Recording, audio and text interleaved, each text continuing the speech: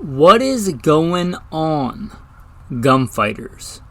Welcome, and hopefully welcome back to Gunfighter Life, the podcast where we talk about guns, gunfighting, use of force, ammunition, ballistics, and today, knives. The right way with God at the center, Judeo-Christian values, and real-world first-hand experience. Now, if you only listen to Gunfighter Life, I should mention there's another podcast, Alpha Male Podcast, where I've done several episodes on knives. If this topic really interests you, maybe check that out. You can literally go to Google and type in Alpha Male Podcast knife, and a couple of the knife episodes should pop up. They did when I did it. Or search on Spotify, iTunes, wherever you're listening. But today, we're going to focus on tactical knives. Knives for the gunfighter. You may have heard it said, never bring a knife to a gunfight. Well, I disagree with that.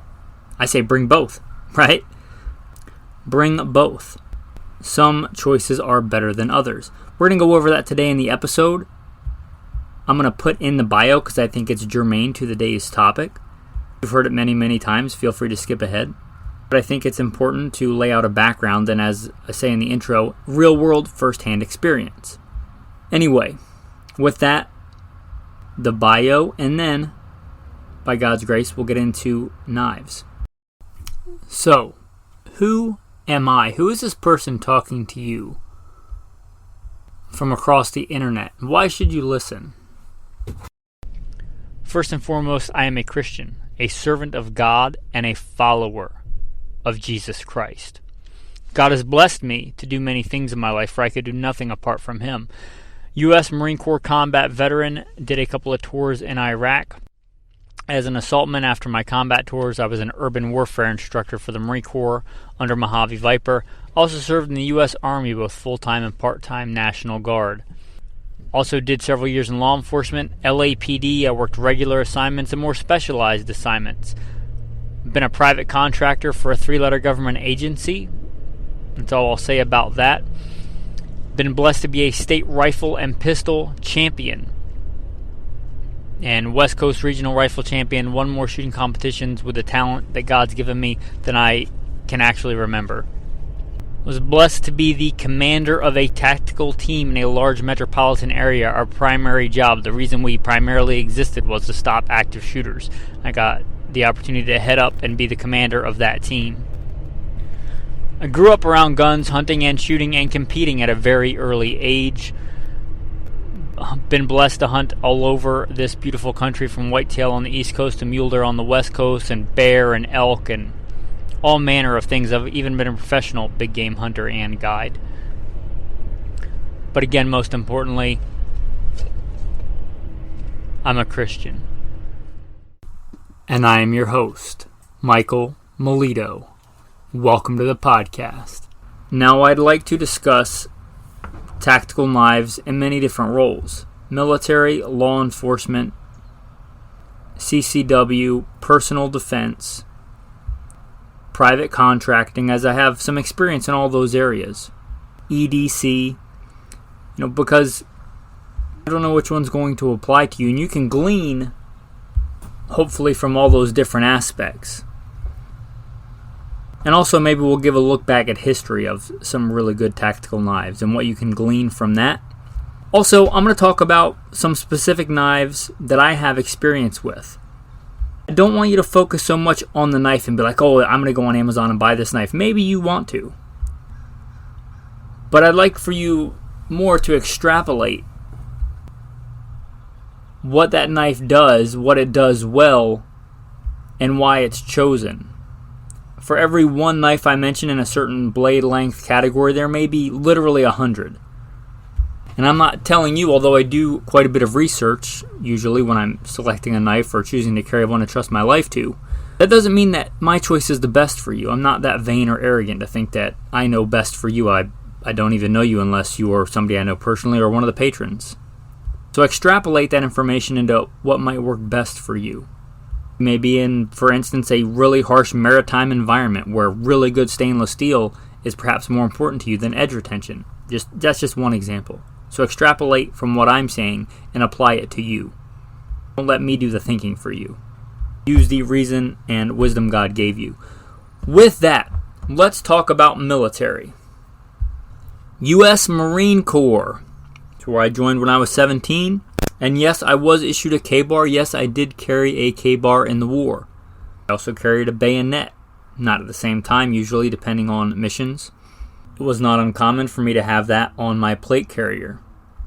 The U.S. Marine Corps K-bar has its own long history. We could probably do an entire episode on that. It's essentially a large, was at the time hunting knife, adapted and adopted by the military. Clip point blade. It's a great, rugged, and robust design that holds up to the abuse even of United States Marines. A fantastic military knife. Speaking of that, the SOG seal knives were also popular. As were later on, I remember seeing like the Gerber LMF or Strong Arm, that kind of series for large fixed blade knives. And in a military context, they make a lot of sense. Not worried about concealing them. And you may do any number of tasks that require a large utilitarian fixed blade knife.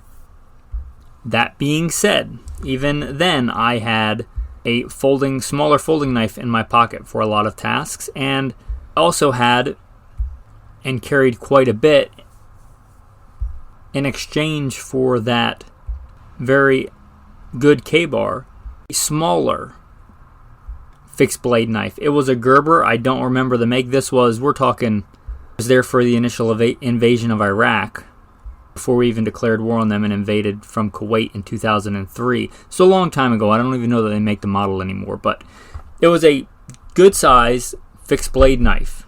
High speed back then. It was in a leather sheath that I attached somehow to my body armor with 550 cord. Before a lot of that tactical Kydex knife sheaths and all that stuff. Leather sheath that I tied on with 550 cord. It worked well. Pretty good at knots. Even back then, I made some kind of quick detached knot where I could grab it out of my body armor. That's generally how I carried it, on my body armor, so that I could grab it if need be to get somebody off of me.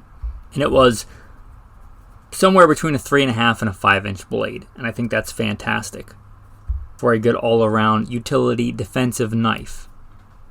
Gerber drop point blade. It was a good knife.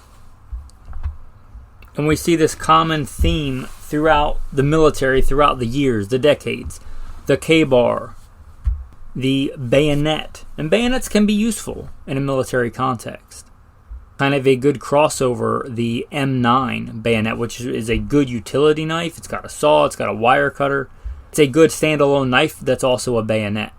There's many good designs of bayonets. But you see that common theme of a robust, rugged, fixed blade knife in the military. Well, where does that fit in if you are not in the military? I'd say pretty good for a bug out bag, an emergency bailout bag, something where you might want a robust fixed blade knife for any number of tasks. Maybe you have a set of body armor or something like that. Keep in your truck or keep at the ready. That will be a good place for one of these military or paramilitary large fixed blade knives. A really good one that doesn't cost a lot of money, I should mention, is the Glock knife. Yes, Glock makes knives. They made knives, I believe, before they made guns. And their knives are pretty well made and robust and really well thought out and not super heavy. They're a good design. So you may take a look at those. For most people, these style of knives are going to be a little bit too big for EDC, CCW, even law enforcement. They have one on a bailout bag in the trunk or their cruiser or something like that, but they're probably not EDCing a large fixed blade knife the size of a K-bar in law enforcement. Well, let's transition to law enforcement. I was LAPD, regular assignments, more specialized assignments. I'm going to be honest. I often just carried a folding knife in my pocket. Just a 3.5 inch, 3 to 4 inch folding knife. And why is that? Well, because I often, as a police officer, carried a backup gun.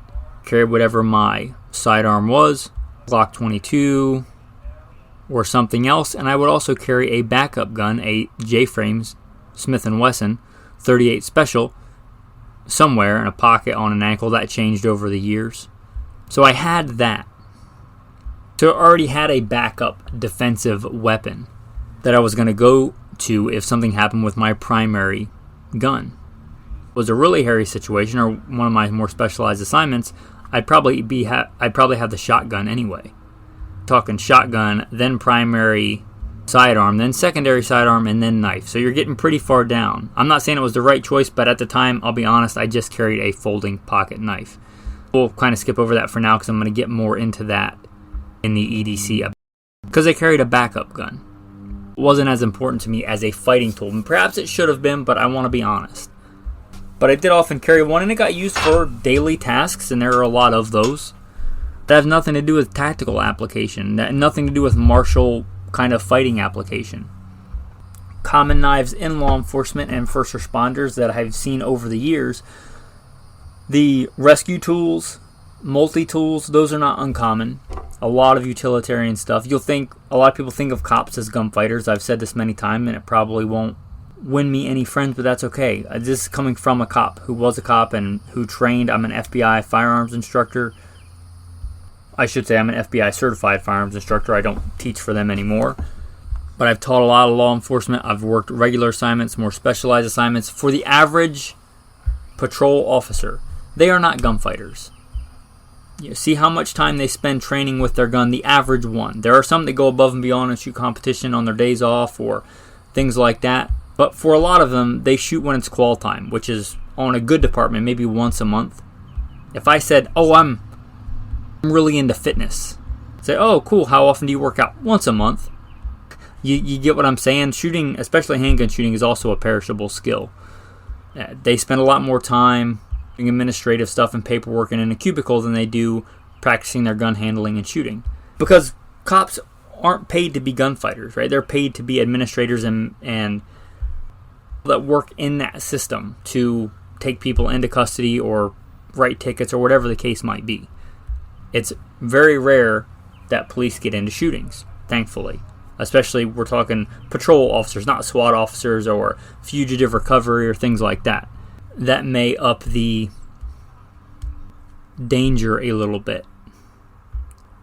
But for somebody that's wearing body armor on the outside for a more specialized assignment, it would not be uncommon to see a fixed blade knife. Again, rescue tools are also common because I would submit police officers render first aid a lot more than they probably get in gunfights, as much as we don't think of them in that role. But oftentimes, they're the first ones there before EMT, before firefighters. They're often the first ones on the scene. Those kind of aid and rescue tools have a place, I think, in law enforcement. You might want to consider having one of those in your vehicle, in your bailout bag, in your car, however prepared you choose to be. Now, in my time as the commander of a tactical team to stop active shooters, and also going back into my time as a private contractor, this is kind of where I start giving more thought, honestly, to the knife as a legit, let's say, contingency plan. I'm talking about, although different roles, I was dressed pretty similarly. A war belt, like a good duty belt, not like a police duty belt, a Sam Brown with polished leather and stuff like that, but a fighting belt that we had a little bit more liberty to configure how we would like. I don't remember what year I settled on this. It was in the military, but not in the Marines. It was in the Army. I think it even predates that. But for a long, long time, for years and years, and my go-to carry knife was a Gerber 06 Auto. I do believe the military issues those, but it was never issued to me. I bought one with my own money. It was kind of the first really upgraded knife. I mean, like really good powdered metallurgy steel S30V. Why I wanted one is kind of odd. I was in a store and somebody was handling one and dropped it and went to catch it, and it sliced their hand up so bad. I looked at that and said, I kind of want one of those. And I got one, bought it used it for years and years and years. Gerber 06 Auto. If you are set on a folding tactical knife, that's going to be my number one recommendation. Gerber makes some really cheap knives. They make some really, really exquisite good knives. This is a good knife. It is an automatic, so if an automatic knife, meaning you press a button and the blade flips out, is a felony in your area, then maybe it's out for you. But if that doesn't apply to you, if it's legal in your area, number one recommendation for a folding tactical knife. If it's for straight tactical application, and this is the one I carried for a long time, Tonto. Tonto is not a great crossover blade for lots of different things. It is a good tactical blade. That's kind of where it shines, the American style Tonto. It's good at stabbing, it's good at penetrating. If it's for this kind of knife, I know a lot of people don't like serrations, but for this application, I think partial serrations is just fine. They make all different configurations of this knife, but that American Tonto partial serration Gerber 06 Auto, it's a fantastic knife. It's robust. I'd hate to see what you'd have to do to break one. It has a lock. You can lock the blade either closed or open. It's a robust design. You can get an upgraded spring for it, so it really throws that blade out there, which I did to kind of my go-to one that I had for a long time. It's a good size. If that was the only knife that I had, I would probably want a more crossover design. So if you're looking for a more crossover knife, yes, you want a tactical knife for defense, for getting somebody off of you in a hurry. You also want it to be your main knife for a bunch of other stuff. You know, you want to skin a deer with it. You want to cut rope with it. Not that the Tonto won't do that, but just get the drop point design. They make a drop point design. I believe they make a just regular edge and a partial serration. You do you. But it's a great design. It's robust. It's rugged. And for a folding knife, it's pretty quick to get into action. That is a great tactical folding knife. And granted, it is an auto, and they do make versions that are not an auto. So you may look at those if an auto is not legal in your area. Also really popular in this, saw a lot of them around in the communities I was in, the CRKT M16, not the gun, but the M16 is kind of the name, and there's all kinds of variations of that. It's been very popular over the years. You'll see that kind of theme in knives that I have chosen. They've been around a while, and there's a lot of variations of them because a lot of people like them because they work. The M16 is kind of like that, and they have a bunch of different variants of that. Got Tontos, they got more traditional style blades, they have partial serrations, they have all different styles of serrations. Get the one that works best for you. This is really not the episode to discuss what different things do on knives.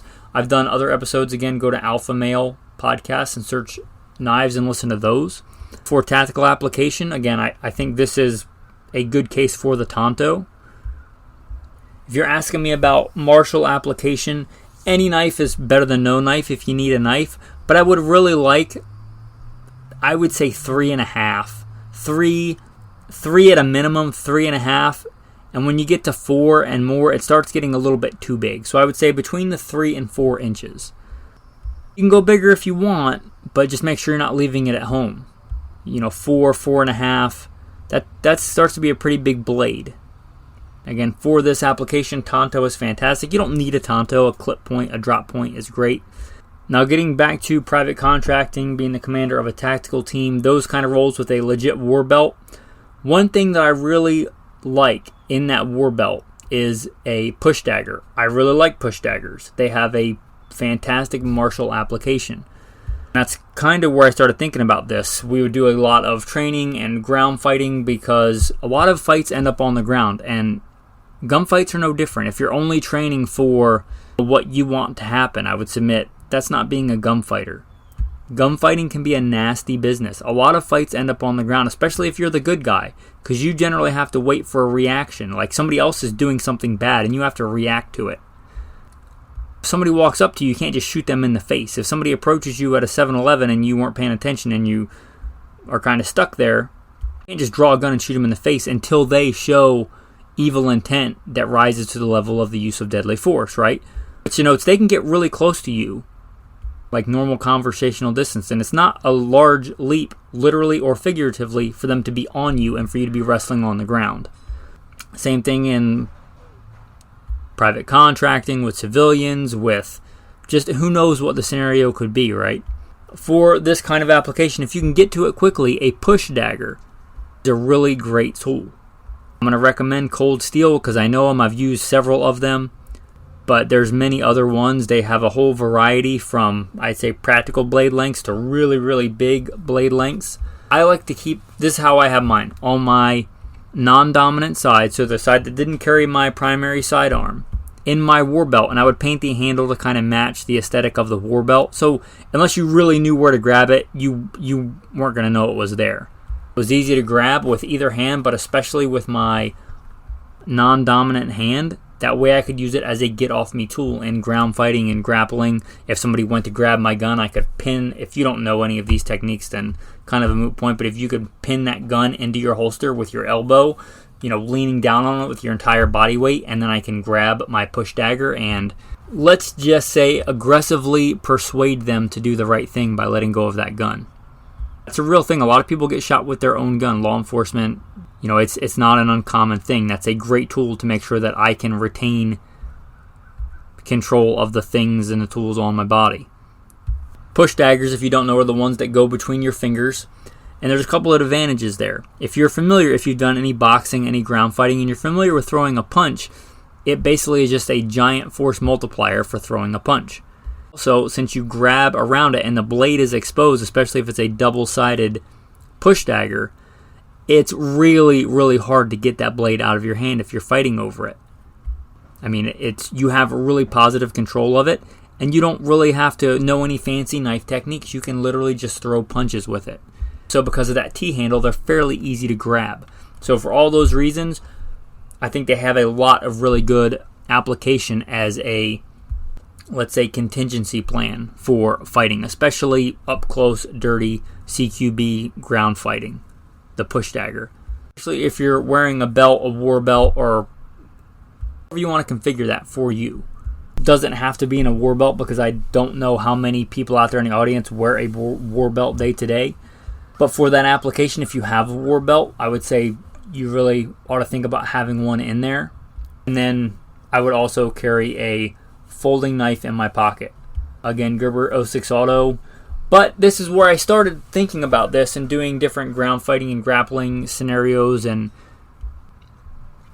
I started thinking about a fixed blade and carrying a fixed blade as EDC. Because if you're fighting on the ground and you have a window to grab a knife, it may be a small window. You may have opportunity to grab the knife and you may not be able to deploy that knife, especially if you only have one hand because the other hand is otherwise occupied, meaning it's like being pinned behind your back, or it's broken, or it's shot, or you're just laying on it and there's a 200-pound dude on top of you and you can't get to that arm, your dominant arm. This is one reason. In general, whether it's a fixed blade or a folding knife, I will carry my EDC knife in my opposite side from my firearm pocket. That way I have a weapon accessible on either side with either arm. Now I can draw either one with either arm. You get the idea there. If I'm laying with my arm pinned under me and my gun is inaccessible or not there, or whatever the case may be, out of ammo, with my other hand I can deploy that knife. Getting back to the fixed blade, I might, if I'm one-handed, be able to have the time to grab that knife, but once he sees it, the fight's going to be on. The quicker I can get that knife from stowed wherever it is to in action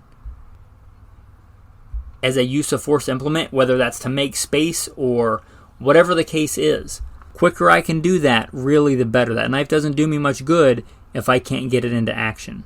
And the more I thought about that, the more I started thinking about carrying a fixed blade. And I did. Unless you count like during the war on body armor. I'm talking about like in my pocket day to day. In addition to professional gunfighting, just out and about, CCW. And that is the Tops Iraq Jack. It is kind of designed, I believe, for this very reason. For ground fighting, getting somebody off of you, or employing deadly force when you can't get to your firearm, or a firearm is not an option. I already had that knife. I had it on my baby bug out bag, my bailout bag, which you'll know I'm big on if you've listened to this and Alpha Male podcast for a while. It was already on there, so I modified it with an ulti-clip. I did it and I clipped it inside my pocket, the same place I would carry a folding knife, the Gerber 06 Auto. And it clipped into there and I could literally just grab it and go. It's a good size, it's a good design, it's a good all-around beefy knife, which is why it was on my bailout bag. However, it was a little bit too heavy. If you look at that thing, it's, I want to say overbuilt. It's pretty thick and beefy for a small fixed blade knife. So although I like the concept, it was good proof of concept. Now that resides back on my bailout bag. And the second most knife that I carry, I can word that better. I mean, professional podcaster. The knife that I went to next, and is still my second most carried fixed blade EDC knife, is a Tops Mini Tracker. It is a fantastic all-around knife, and if by all-around you're talking all manner of tasks, from survival to outdoors to hunting, fishing, survival, and you want it to be a decent defensive option.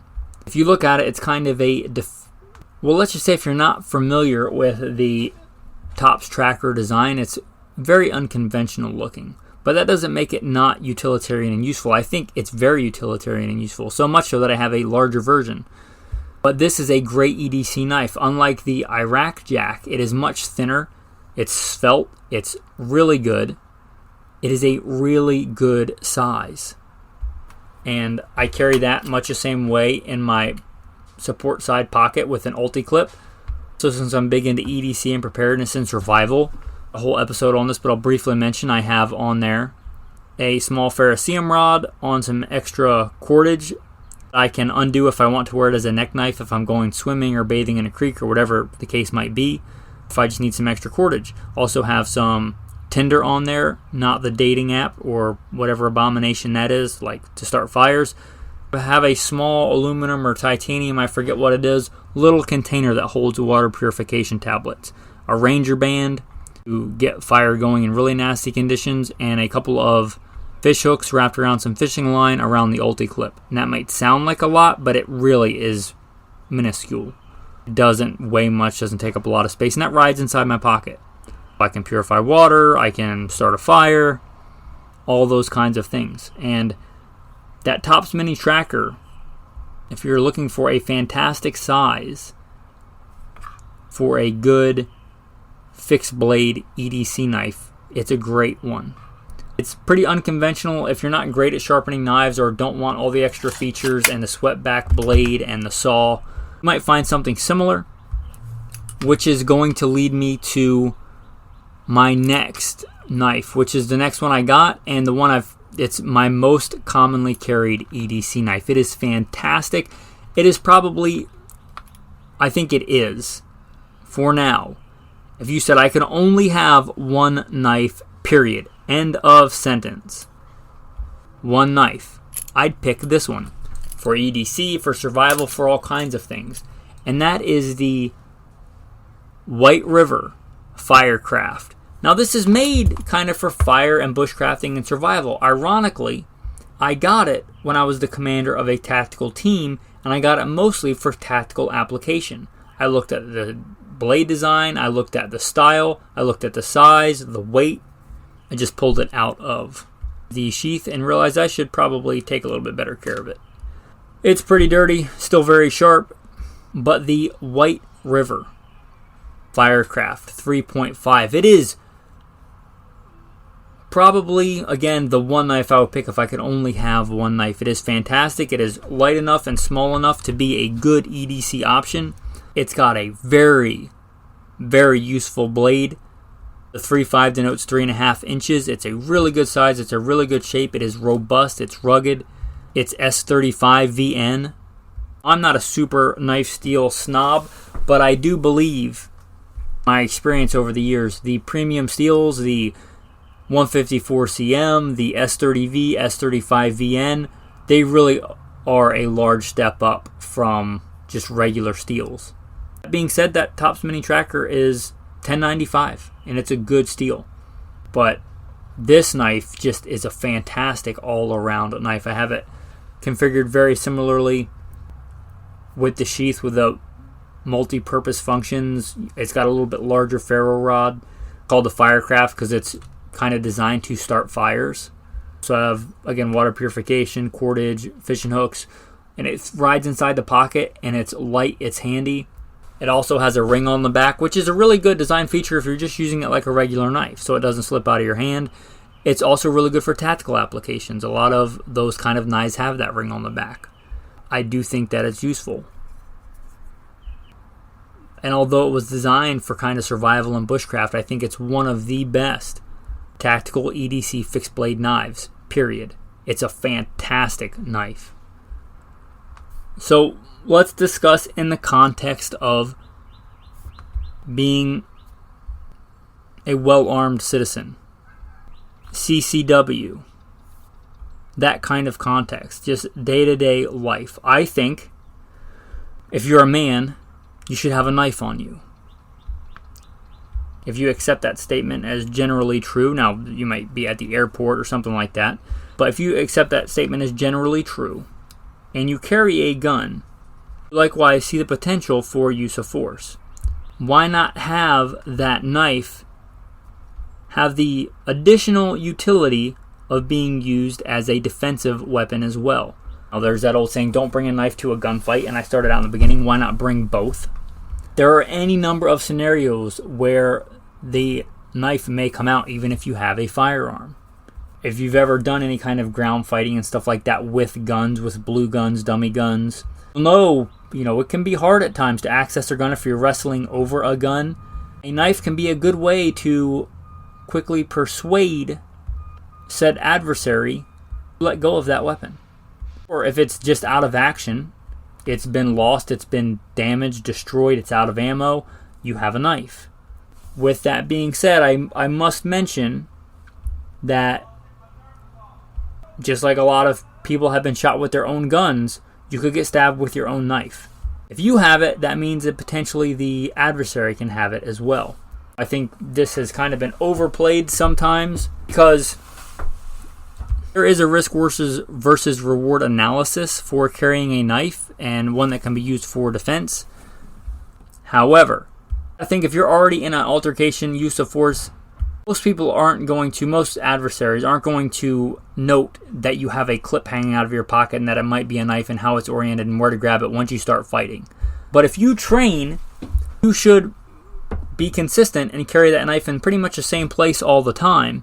Blade oriented the same way, quick deployment with the hand that you reach for it with, and all that stuff. And I think with all those scenarios, it's more beneficial to have one that can be used for defense than not have it. There is some dissenting opinion on that in the, let's say, tactical community. But I would give serious thought to having a knife you can use dual purpose. And that's basically, there are other options, but three main ones. The most common one, a folding knife in the pocket. I would encourage you to think about carrying it in your support side pocket, the side that does not have the gun. You already have a weapon on that side. I would encourage you to think about carrying it on the other side. I would encourage you to look at a useful size blade. You can go smaller, especially if you train, but I would say 3 to 4 inches. If there's some kind of legality thing, it has to be under 3 inches, that's fine. Just do the best you can with what you have. If you want a good all-around best pick for an EDC knife, for all manner of situations, a folding knife, I am really going to recommend, I may sound like a broken record, but the Buck 110 Slim. The Buck 110, one of those knives, again, been around a long time, a lot of iterations. The reason that I prefer the Slim, as the name denotes, it is slimmer. Also, it has a clip, so you can clip it in your pocket.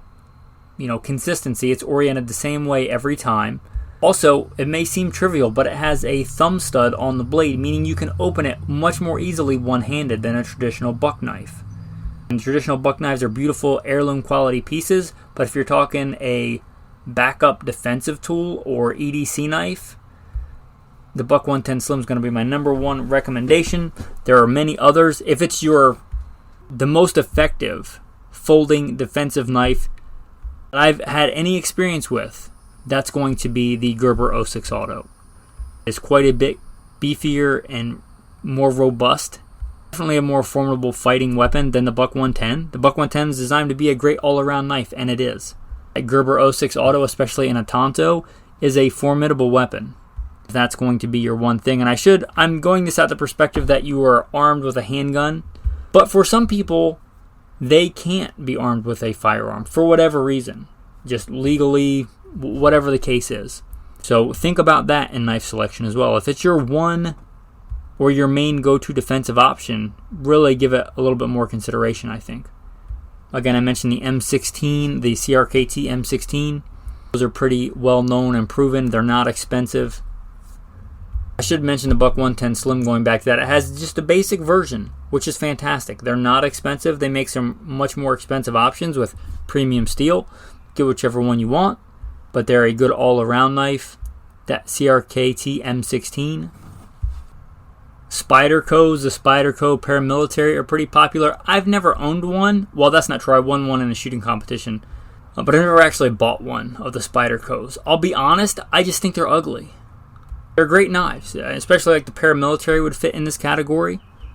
Again, I just don't like the way they look. That's not a knock on their form or function. If you like that style, you like the way they look, then that's a good option as well. And I'm not here to tell you which models exactly. Just in this general arena, like, it can be used as a formidable fighting weapon on the folding side of EDC knives. The vast majority of people, I think, are going to carry a folding knife. If you want a super light option, now this is part of my ultralight EDC when I'm out running or, things like that. Two options that are really good for ultralight EDC. And they're still formidable fighting weapons. The only Benchmade that I own is a Benchmade Bailout. I got it mostly for this reason. Tactical backup tool. So the Bailout is a Tonto blade. It is 3V. It is crazy light. I'm going to actually look up what it weighs. 2.05 ounces. 2.05. That is light. So if you're not currently into carrying a knife, think about the Bailout if you're looking for a martial application knife. 2 ounces, you clip it in your pocket. I doubt you would notice it. Kind of the point, like I'll clip it into my Silkies when I go running. It's a great ultralight knife. That's kind of the big reason I have it. It would also be a great EDC, let's say, backup defensive tool. It's big enough for that, and it weighs 2-point-something ounces. Also, if you want a more utilitarian crossover style blade, they make the Benchmade Bug Out. I believe the Bug Out came first. I don't own one, but I can see from the Bailout that it would be a fantastic carry option for just being prepared, EDC, everyday carry, and a good defensive tool. You get into the mini Bug Out, you're kind of getting a little too small for me, but the regular Bug Out size would be a decent defensive tool. Not great, but okay, and it's super light.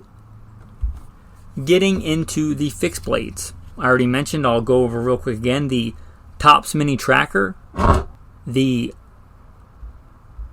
Tops Iraq Jack, and there's another one I didn't mention that I carry. I would say it's EDC when I'm out, like living off grid in the wild. It's a little bigger than I want to carry every day, day to day, but that's an SE4. It's a big beefy knife. It's a good robust knife. It would be fine in a defensive use, although that's more designed as a survival knife. But since I do sometimes carry it in that roll support side pocket with an ulti clip, I figured I would mention it. This one also has a small saw, a whistle, a compass, in addition to a lot of other things I mentioned on the other knives, and that rides inside the pocket. And the number one pick, like I said, if I could only have one knife, EDC or otherwise, that White River Firecraft is just an amazingly well thought out, well balanced knife, whether it's for survival, bushcraft, or for tactical application. It's a fantastic knife. My one kind of beef with it is it has one finger groove. I don't like finger grooves. That's just me. I like to be able to use it equally well in a bunch of different kinds of grips. But that said, it doesn't really take much away from the knife. But if I was going to design one myself, I would pretty much do the exact same thing without a finger groove.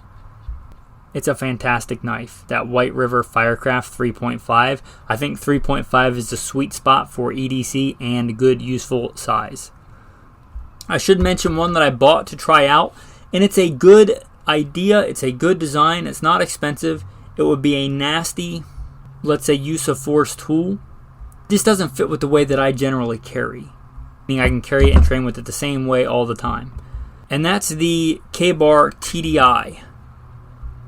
Fantastic knives. There's a bunch of different iterations of them, different blade lengths, different designs. I do believe they have a Tonto. Now, these are kind of quasi somewhere between a push dagger and a traditional knife. They kind of look like a bent elbow. And they're meant to be grabbed and thrust.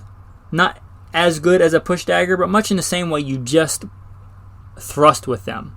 It directs that force to the point of that weapon without having to do a different kind of grip. And I think it's a great design. The sheath is kind of configured to clip on a belt and be worn horizontal on a belt. That's just not how I carry. I already carry on my strong-sided gun and on my support side a spare magazine and a tourniquet, and in my support side pocket, generally EDC, a flashlight and a fixed blade knife. So it just didn't fit in, but especially if you're somebody that's going to carry a knife and you can't have a gun, for a good fixed blade knife that's not crazy big, it wouldn't be super hard to carry concealed. If that was my one defensive tool, I would give serious thought to the K-Bar TDI or something like it. It's a fantastic design, and I got it just to kind of T&E the validity of the design when I was looking at carrying a fixed blade. It just didn't fit into what I was doing. That doesn't make it not a great design. I think that it is. And the other thing I should mention, and that I was doing today earlier at the gym, because for certain exercises, I can't have my Buck 110 Slim clipped into my Silkies, which is a common go-to for me at the gym. For whatever different exercises, I might carry a neck knife. I should mention my wife's kind of go-to defensive tool when she's out running. She's training for a half marathon she's got coming up this weekend. By God's grace, she'll do great. A neck knife. Much like the TDI, there is nothing wrong with neck knives. They're a fantastic option. They just don't generally fit the way that I do things, because I generally, call me old school, I tuck in my shirt. Generally how I still carry is I'll have pants or shorts and I'll tuck in my t-shirt or tank top or whatever, and I'll wear an overshirt, like a bone tactical concealed carry shirt, whatever they call it. Just a flannel shirt, depending on environment, right? And I'll have a full-size fighting handgun and my knife and all that stuff concealed by the shirt. I tuck in my inner shirt, and that kind of greatly hinders the ability to quickly access a neck knife. If you're the kind of person that doesn't wear a belt or doesn't tuck in their shirt, I think a neck knife could be a fantastic option. You could reach up under your shirt, grab it with either hand. It's a fixed blade knife. I do have a couple. I've done an episode on neck knives. You can check that out. Again, it was on Alpha Male Podcast. I'll mention a couple that I've used. The best one, if it was going to be my only defensive option and it had to be a neck knife, Bone Tactical. I believe it's called the EDC Relentless. It's a fantastic design. It's not crazy expensive. I think it's well worth the money. I think if the sheath alone cost the money that the knife cost, it would be worth it. It's a good knife. It's a good sheath. It's the best defensive neck knife that I own, period. Again, I just don't generally EDC a neck knife. But it's kind of that classic dagger design, a formidable fighting weapon. It's got a really good positive grip. For a defensive tool, if it's going to be your one defensive tool and it's going to be a neck knife, I can't recommend anything more highly than that. It's a pretty skinny double-edged dagger, so you couldn't open an Amazon box with it. You could open an Amazon box with any of these knives. You're talking multifunctional, not so much. It's designed as a fighting weapon. Another one that I have and like, it has a little bit more crossover utility. Not as good a fighting knife, but a decent one, especially for a get-off-me weapon or make space weapon. The Cold Steel Bird and Trout knife. Not expensive. Good knife. The blade is fairly small, but the handle is fairly large, so you could push it into whatever you were trying to, take that however you want, quite a bit farther than the actual blade length. It's got a fairly small blade and a nice sized handle, but it's very sleek, very svelte, and it's got a lot more dual purpose. As the name implies, it's meant for dressing birds and trout. It's a good all-around useful blade shape, although it's very small. And pretty easy to carry as a neck knife. It doesn't weigh a lot. Again, it's very sleek. And then I have another small CRKT Doug Ritter. It's really small. I mean, the blade the whole thing maybe is smaller than my thumb. Not a lot of defensive use there, but a good utilitarian neck knife, so I thought I'd mention it. Not great in tactical application. Better than nothing, but not by much. Now my wife's, she carries one of the Cold Steel push daggers. She carries that generally running under her shirt. that she can reach up under her shirt and grab it if she needs to. It's kind of been her EDC out and about running knife since I got it for her, and I'm very happy that she generally carries that and really likes it. And again, they make all different sizes, but for that just quick, dirty defensive tool just to get somebody off of you or multiply the amount of force you're able to project, it's a great tool for that. And I thought I might wrap this up taking a look at history. And I'm kind of talking about looking at knives with this proven track record. And I'm not talking about proven like the 1940s with the K-bar. I'm talking about a much longer history, like 20 times longer than that or more. If you look at the Roman Pugio, it's a very classic looking, medium-sized, double-edged dagger. And it didn't originate with them. You see these kind of knives in ancient Egypt. You see them in, ancient Mesopotamia. They kind of pop up in and out throughout history. And that has to tell me, as a student of conflict for most of my adult life, that there is real merit in that design. Now, this is gunfighter life.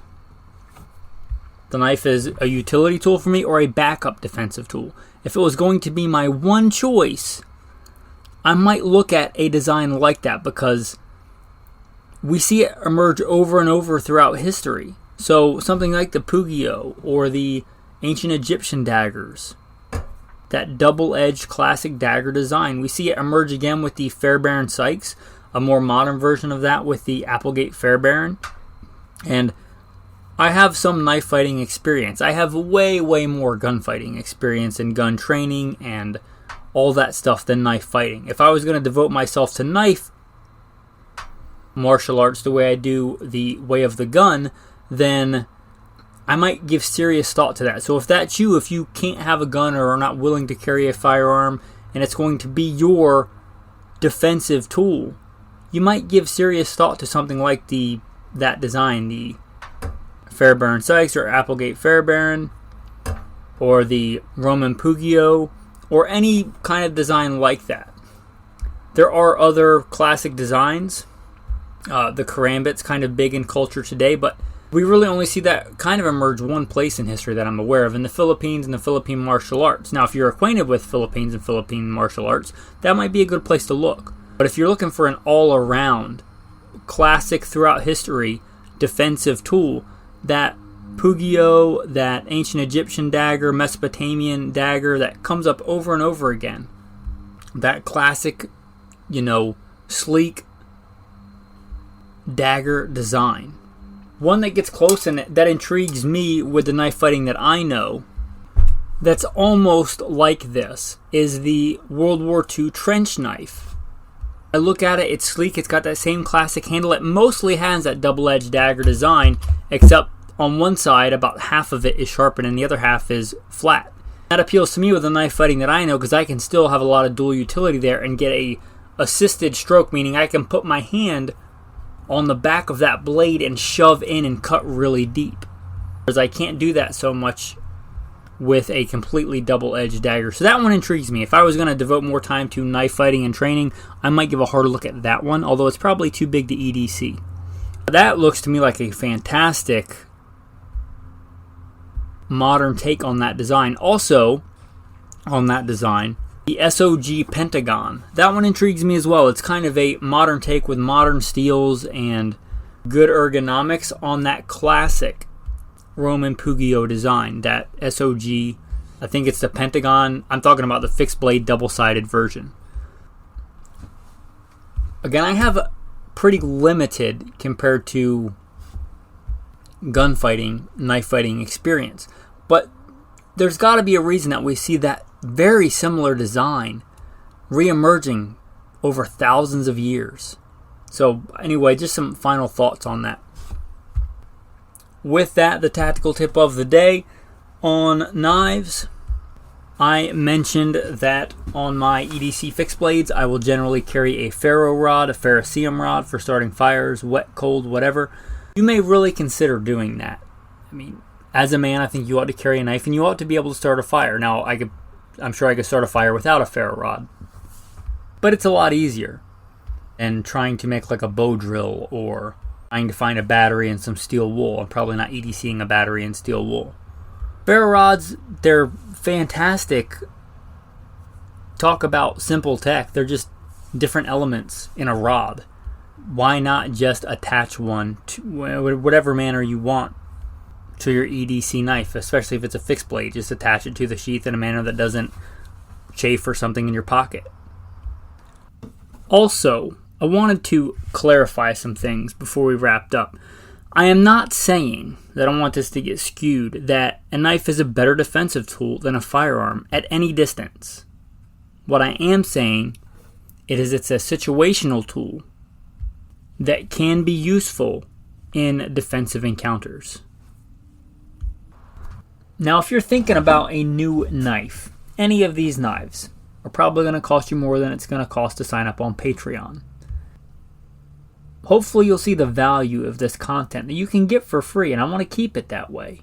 But hopefully you'll pay it forward and see the value of the advice, the experience, and want to step up and support the podcast. Again, you can do that by signing up for Patreon. There should be a link in the show notes.